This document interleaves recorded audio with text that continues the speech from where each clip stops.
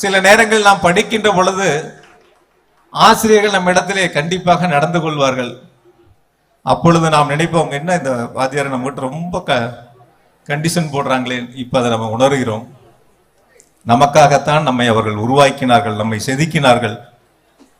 நாம் ஒரு உயர்ந்த நிலைக்கு செல்ல வேண்டும் என்பதற்காக நம்மை கண்டிப்போடு வளர்த்தார்கள். நாம் நல்ல முறையிலே தேர்ச்சி பெற வேண்டும் என்பதற்காக.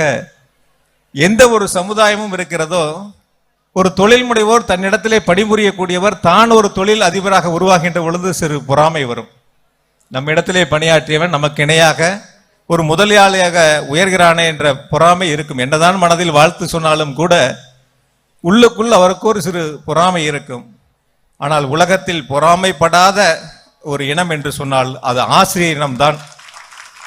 தன்னிடத்தில் படித்த ஒரு மாணவன், தன்னிடத்தில் படித்த ஒரு குழந்தை ஒரு உயர்ந்த நிலைக்கு செல்லுகின்ற பொழுது, ஒரு அரசு அதிகாரியாகவோ அல்லது ஒரு நீதிபதியாகவோ அல்லது உயர்ந்த நிலைக்கு செல்லுகின்ற பொழுது, இவன் என் மாணவன் என்று சொல்லி பெருமைப்படக்கூடிய ஒரு சமுதாயம் என்று சொன்னால் அது ஆசிரியர் சமுதாயம். என்னும் வாழ்நாள் முழுக்க அவர்களை நன்றியுணர்வோடு எண்ணி பார்க்க வேண்டும்.